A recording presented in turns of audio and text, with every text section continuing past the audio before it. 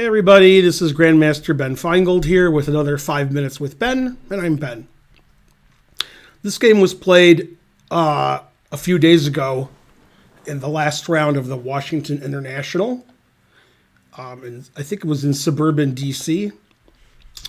And white is Joseph Zeltsan, who's 2,400 FIDE, and black is Zachary Tanenbaum, who's 2,200 FIDE. And they got this really interesting position where black sacrificed a pawn on the queen's side. So white's a pawn ahead. And for some reason, white's king is on e2, which is good compensation for black. Okay, so here, black took on e3. And black has a better position.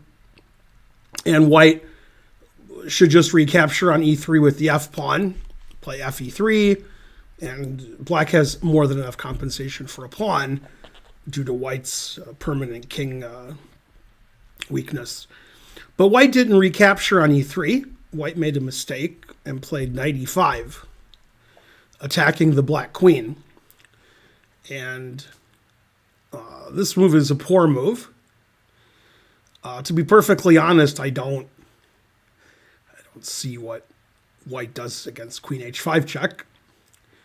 That's good. h2 is hanging, f2 is hanging. Anyway, white didn't have to face queen h5 check. Probably would have played f3. But instead, black always sacrificed the exchange. Rook takes knight. And this way, whichever way white recaptures on e5, black can take the f2 pawn, attacking the rook and opening up the white king further.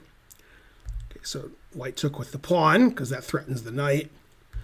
Then takes on f2, and black can take the rook on g1 next move. So white played rook f1.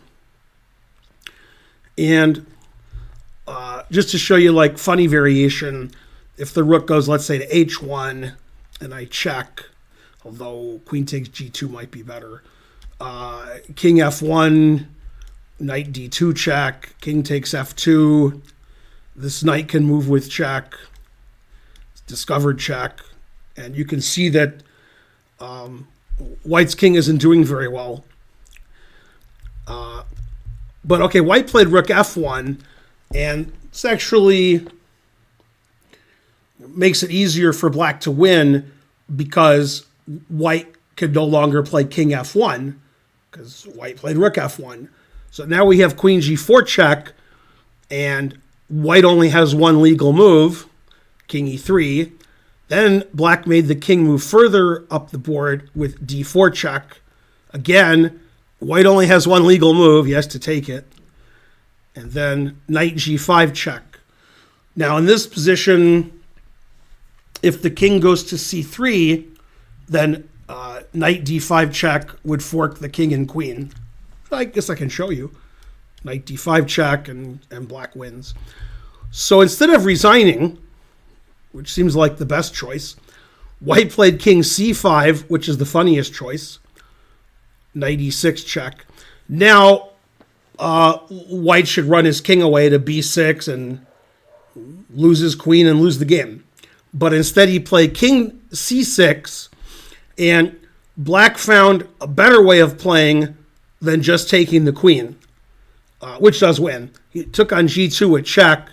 The idea is if you play king b6, now I can fork your king and queen again, and the knights defend each other, which is funny. So white played king d6, and now black realized, or maybe black realized earlier, that he doesn't have to take the queen, can play queen d5 check, and white has one legal move again, king e7, and rook e8 is checkmate. And I thought that was a cool thing to show you because you don't see a game between masters, especially in the last round, somebody walking their king up the board in a piece-heavy middle game like this one, and white was punished. So congrats to Zachary Tanenbaum for winning that game and making our 5 Minutes with Ben. Please like and subscribe and leave a comment, and I'll see you guys next time with more 5 minutes with Ben. Bye.